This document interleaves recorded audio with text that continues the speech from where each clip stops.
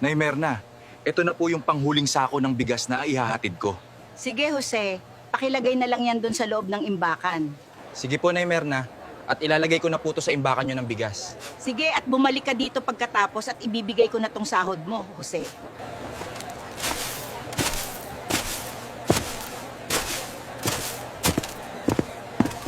Matanong ko lang, Jose, ba't ba pagiging kargador lang ang naging trabaho mo?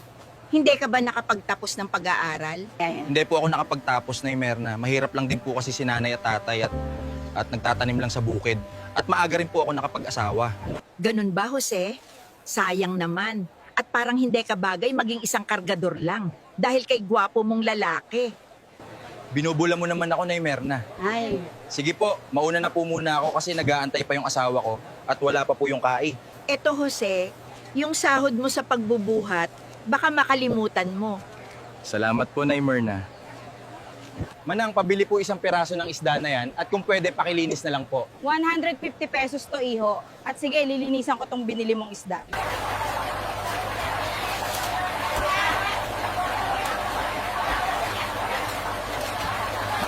Mahal, kanina ka pa ba nag-aantay dyan? Ito yung isda at bigas na binili ko. Isda na naman, Jose, kahapon. Isda rin yung ulam natin. Nakakasawa na. Ito lang kasi ang kaya kong mabili sa ngayon, mahal. Pagtyagaan muna natin. Matagal na akong nagtsatsaga, Jose. At hindi ito yung gusto kong buhay. Huwag ka mag-alala at bukas maaga akong magtratrabaho, mahal, para makabili man lang tayo ng karne. Sana nga at makapag-ulam tayo ng karne bukas. Nakakaumay na yung isda. Sige, lutuin muna yan. At kanina pa ako nagugutom. Pagtsatsagaan ko na lang yung isda. At wala na akong magawa at walang ibang ulam.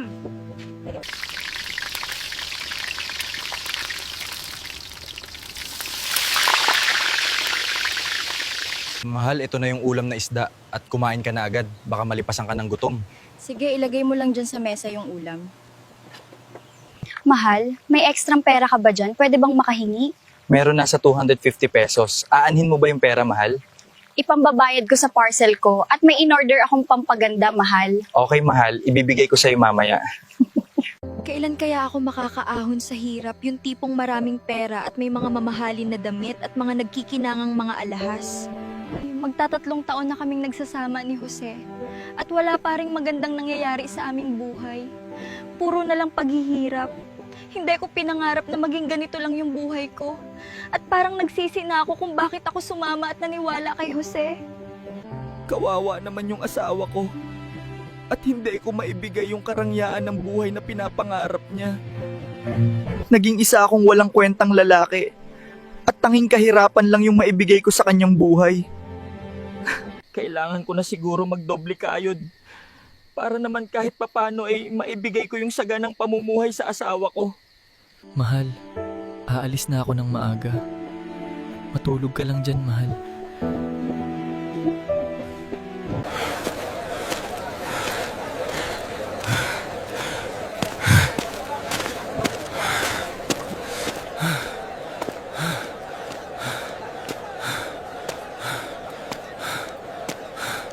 Ate, may ipapabuhat po ba kayo at matatapos na po ako dito sa paghahakot ng bigas?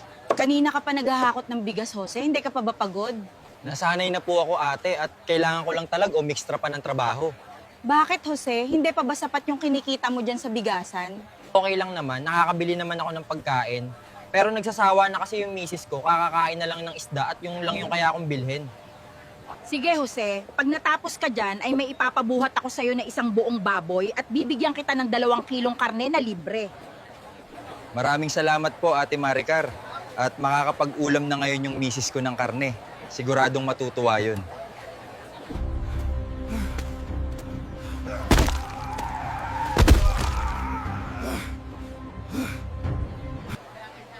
Mukhang napilayan yung paa mo, Jose. At mabuti na lang ay hindi nabali. Kailangan mo tong ipahinga at hindi ka muna pwedeng magbuhat ng mabibigat na bagay hanggang 1 buwan. Eto na, mahal. At may dala na akong karne ng baboy na gusto mo.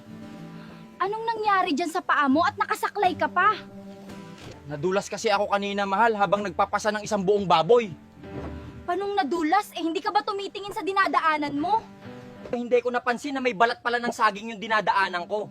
Tatanga ka kasi eh. Paano kanya makapagtrabaho kung may pilay ang paa mo oh? Isang buwan muna daw ako hindi makakapagbuhat, sabi nung nurse. Paano yan? At marami tayong gastusin sa bahay. At paano pangkain natin? Meron pa naman akong naitabi diyang kaunting pera. Pagkasyahin na lang muna natin. Nako, Jose, mas lalo mong pinapahirapan yung buhay ko nito. Sana magustuhan ni Mahal tong niluluto kong sinigang at minsan lang kami makatikim ng karne ng baboy. Mahal, ito na yung niluto kong sinigang na ulam. Sige, ilapag mo lang dyan sa misa at mamaya na ako kakain. Paano na kami nito ng asawa ko at napilayan pa tong paa ko at hindi ako makakapagbuhat ng 1 buwan? Ba't ako puno ng kamalasan sa buhay? Ito lang ba talaga ang kaya kong maibigay sa asawa ko ang kahirapan?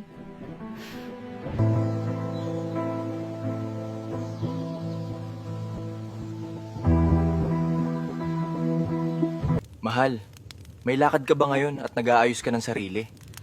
May pupuntahan lang kami ng kaibigan ko dyan sa bayan. Saan naman kayo pupunta, Mahal? Pwede bang malaman? San pa? Kundi maghahanap kami ng trabaho para naman magkapera. Kailangan bang magtrabaho ka, Mahal? At meron pa naman tayo makakain dyan. Naku, Jose, sawa na ako sa kalagayan ko at kailangan ako na yung gumawa ng paraan. Maiwan na kita dyan. At kanina na pa nag-aantay sa akin yung kaibigan ko. Ano bang maipaglilingkod ko sa inyo ha, mga binibini? Ito nga po pala si Rosa, Sir Jake, at siya po yung sinasabi kong mag-a-apply bilang secretary nyo. Nice to meet you, Rosa. Sige, pwede ka nang makapag-start bukas. Wow, thank you po, Sir Jake. At ang bilis naman na hired na agad ako. Walang anuman. At malakas kasi sa akin tong si Jasmine. Salamat po talaga, Sir Jake, at gagalingan ko talaga yung trabaho ko. Mukhang maganda yung kaibigan mong yun, Jasmine, ha? Bakit, Sir Jake? Kursunada mo ba yung kaibigan kong si Rosa? Tungaan. Pwede ko ba ligawan yun? At ganun yung mga tipo ko sa babae. Nako, hindi na pwede, Sir Jake, dahil may asawa na yun. Ganun ba? Sayang naman at may asawa na pala yun. In fairness, hindi halata. Nako, Sir Jake, parang umaandar na naman yung kapilyuhan nyo. Mahal, nakarating ka na pala. Kumusta yung lakad mo kanina? Okay lang. Natanggap na ako sa trabaho at magsisimula na ako bukas. Nagugutom ka ba, mahal? At ipaghahanda na kita ng pagkain. Hindi na kumain na kami ng kaibigan ko na si Vivian sa labas. Ang gwapo pala ng magiging boss ko. At sa tingin ko, ang yaman-yaman. Mukhang nakaka-inspire magtrabaho bukas. Parang excited na ako mag-start bukas. Makatulog na nga ng maaga para makagising ako ng madaling araw. Kawawa naman tong asawa ko at siya na yung nagsasakripisyong magtrabaho para sa aming dalawa habang ako nasa bahay lang. Kung hindi naman dapat ganito yung mangyayari, kung hindi lang sana na-injured ang aking paa.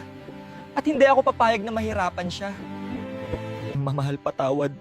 At hindi ko naibigay yung kasaganahan ng buhay na nararapat sa'yo. Isa akong failure na lalaki. Mahal, maaga ba ang pasok mo ngayon sa trabaho? Gusto mo ihatid kita? Paano mo ako ihahatid eh? Nahihirapan ka ngang maglakad, Jose. Kabago ka umalis, Mahal, mag-almusal ka muna, ipinagluto kita. Wag na at sa labas ako kakain kasama kaibigan ko at masarap ang pagkain. Dun!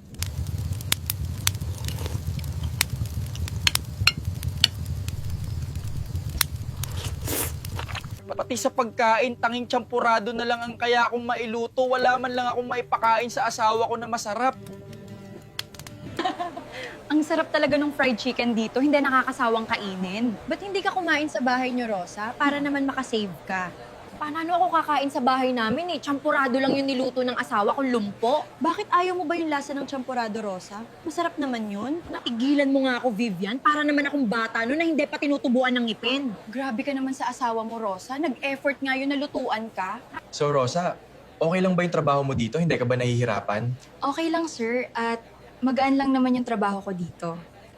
Mabuti naman kung ganun, Rosa, at ayaw kong sobrang mapagod ka.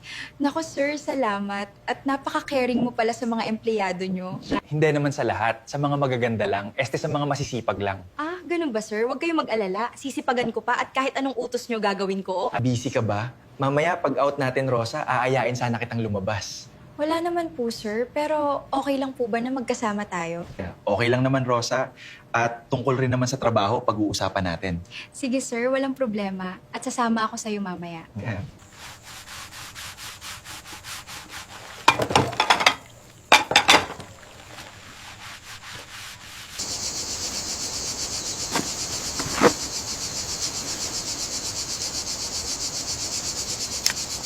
Sana matuwa ang asawa ko at ginawa ko na yung lahat ng gawaing bahay.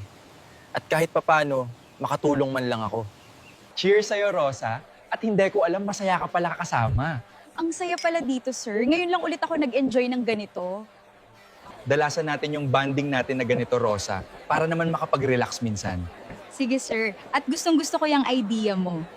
Saan na kaya yung asawa ko at gumagabi na at hindi pa nakauwi sa bahay? Sana namang walang masamang nangyari sa kanya.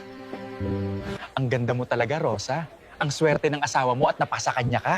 Grabe ka naman, sir. Parang nag-blue-blush naman yung mukha ko sa sinabi mo.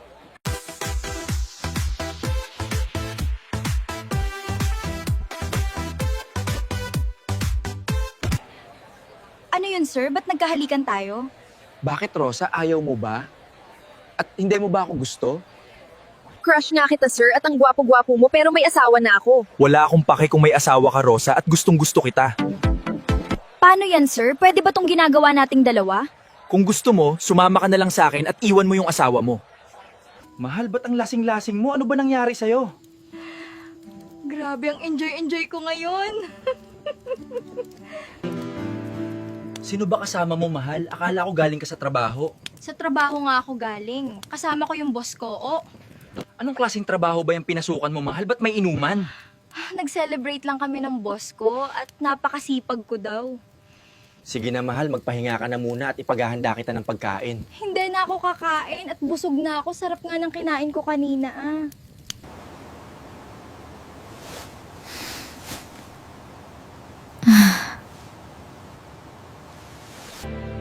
Ano nang nangyayari sa asawa ko? Ba't siya nagkakaganito? Marahil kasalanan ko tong lahat. Ang laki na ng pagbabago ng aming pagsasama.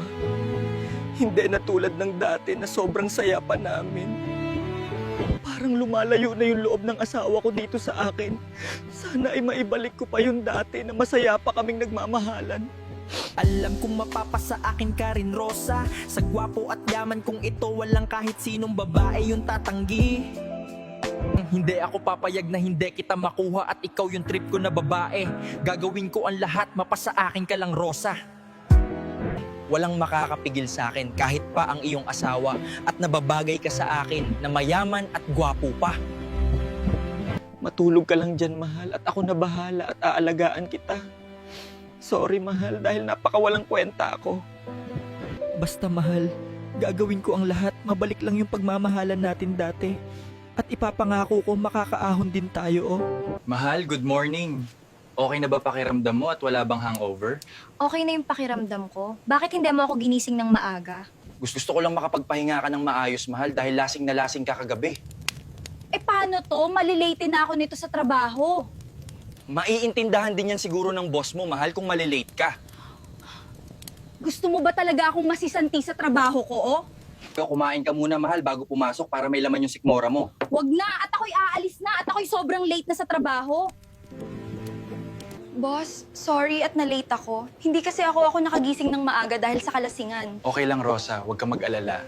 At naiintindihan ka. Salamat, boss, sa pag-intindi. At hindi na talaga ito mauulit, boss. Siya nga pala, Rosa, may business trip ako bukas sa Boracay. At isasama sana kita.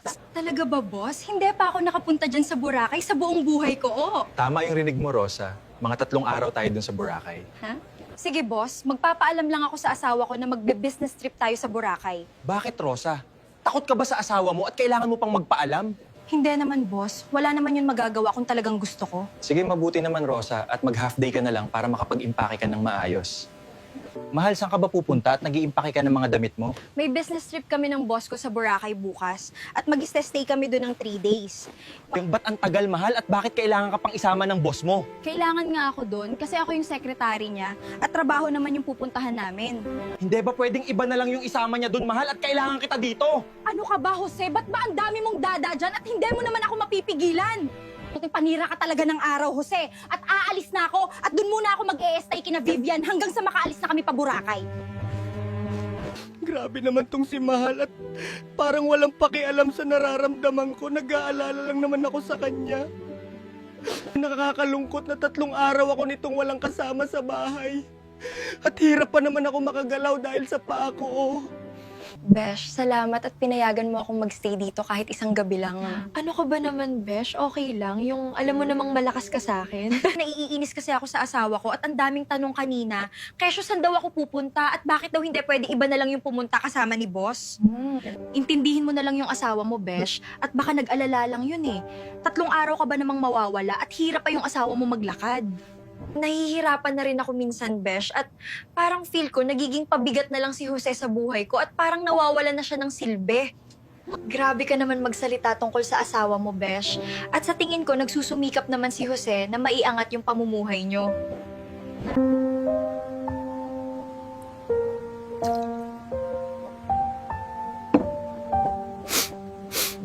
Ang hirap pala nung ganito na para kang walang silbi. Ano Rosa, nag-enjoy ka ba sa business trip natin dito sa Boracay? Parang hindi naman to business trip, boss. At parang nagbabakasyon lang tayo. Planinano ko talaga to, Rosa, para masolo kita mag-isa dito sa Boracay. Grabe ka naman, boss. Ganun po ba talaga ako ka-importante sa'yo? Oo. Ganun kaka-importante sa akin, Rosa. At parang nahuhulog na yung loob ko sa'yo.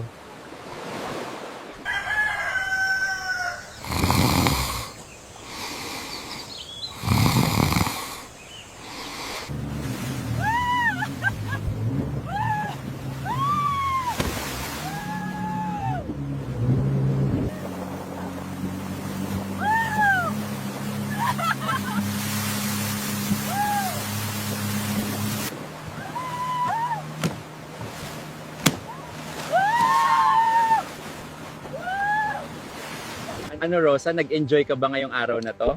Oo, sir. Sobrang na-enjoy ko po yung araw na to at napakasaya. Mabuti naman at napasaya kita ngayon, Rosa.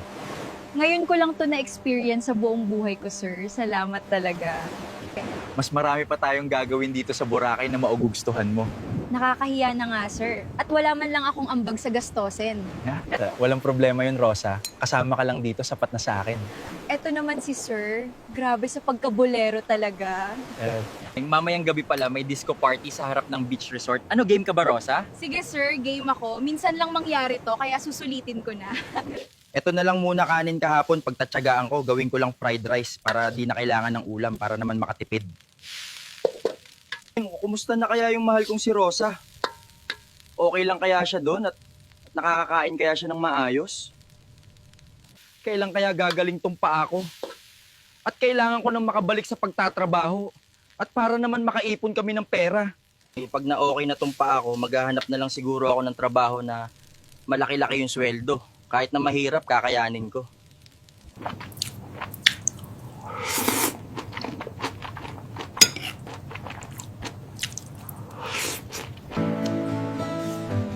Masarap naman pala tong niluto kong fried rice, kahit walang ulam. Sana nandito yung mahal ko para matikman niya sana.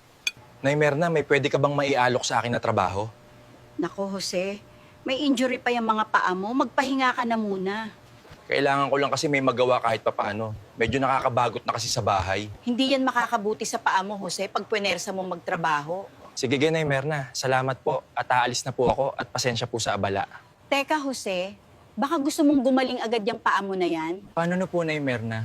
Meron ka bang alam na madaling paraan para gumaling agad tong paa ko at gagawin ko po lahat para lang gumaling agad to? Puntahan mo yung kilalang albularyo sa Sitio Liblib. Ang pangalan niya ay si Mundea. At matutulungan ka niya, Jose, na mapagaling agad yung paa mo. Maraming salamat po, Nay Merna. At pupuntahan ko agad ngayon. Sige, Jose. Sana nga ay mapagaling na agad yung paa mo.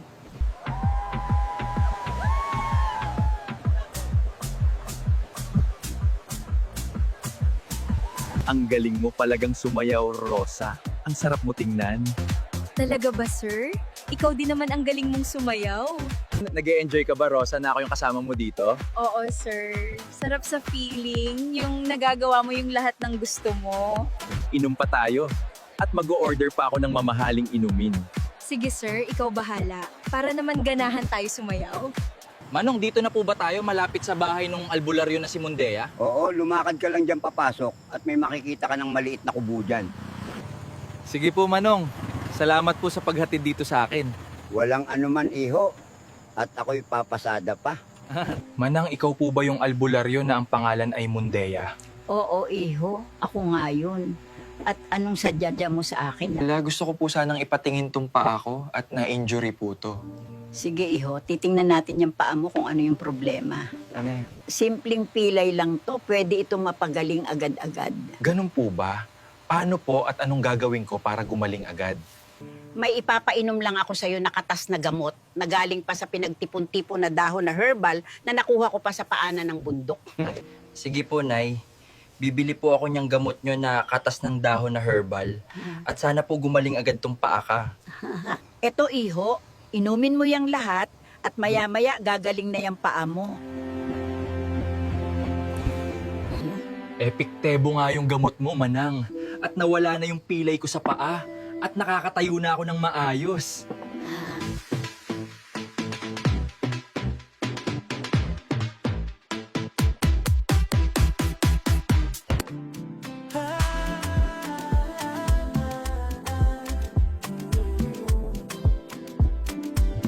Siguradong matutuwa yung asawa ko nito pagdating niya at malaman niya na gumaling na yung pilay ko at makakapagtrabaho na ulit ako. Pag uwi niya, susupresahin ko siya at manonood kami ng sine at kakain sa labas. Gaya nung dati, nung kami ay magkasintahan pa lamang. O Rosa, ba't nandito ka sa labas at mukhang malalim yung iniisip mo? Ano na pong mangyayari nito, sir? May nangyari na po sa ating dalawa. Ano nung problema dun, Rosa? Kagustuhan naman nating dalawa yung nangyari. Wala na po akong mukhang maihaharap sa asawa ko, sir, dahil dito. Di hiwalayan mo na lang yung asawa mo at magsama na tayong dalawa. Sure ka ba dyan, sir? At kaya mo ba talaga akong panindigan? Oo, bukas na bukas tawagan mo yung asawa mo at sabihin mo na makikipaghiwalay ka na. Sige, sir. Basta ikaw na po bahala sa akin. Ano no, Rosa? Tatawagan mo na ba yung asawa mo ngayon? Oo. At ipapaalam ko na sa kanya na hindi na ako babalik at maghihiwalay na kami. Mabuti naman kung ganun, Rosa. At wala namang kwenta yung si Jose. Basta, sir, promise mo sa akin na hindi mo ako pababayaan. Siyempre, Rosa, gagawin kitang parang reyna at lagi kang masaya sa piling ko. Salamat po, sir, at masaya ako na ikaw yung aking pinili. Hello, Jose. May gusto lang sana akong sabihin sa'yo na napaka-importante. Nais ko sanang makinig ka sa akin ng mabuti. Hello, mahal. Buti at napatawag ka at sakto. May ibabalita ako sa iyong maganda at nakakalakad na ako, mahal. Okay na yung paa ko. Mabuti naman kung ganun, Jose, at nakakalakad ka na ng maayos. Pero hindi na ako babalik dyan, Jose, at maghihiwalay na tayo. Anong sinabi mo, mahal? Ba't tayo maghihiwalay, mahal? Ano bang nagawa kong mali at bakit ganyan yung naging pasya mo agad-agad? Wala kasi patutunguhan yung buhay ko kung mananatili pa rin ako dyan sa tabi mo. At hindi ko pinangarap na maghirap habang buhay. Magsisikap ako, mahal. Magdodoble kayod ako para lang tayo ay umasenso, mahal. Please, wag mo lang akong iwan at di ko kakayanin. Pasensya ka na, Jose, at buo na yung pasya ko. Maghihiwalay na tayo. Sana matanggap mo yung aking naging desisyon at paalam na, Jose. Mahal, wag mo namang gawin to sa akin. Napaka-unfair mo naman. At basta-basta ka na lang nang iiwan sa akin. O ngayon, malaya ka na, Rosa, sa walang silbi mong asawa at pwede na tayo mag-enjoy. Oo nga, sir. Parang gumaan na ang loob ko at nasabi ko na sa kanya yun. Akala ko magiging masaya yung umaga ko dahil gumaling na yung paa ko. Kabaliktaran pala yung mangyayari. Mahal kong Rosa, paano tatakbo nito yung buhay ko ngayon? At ikaw lang yung dahilan kung bakit ako nagsusumikap.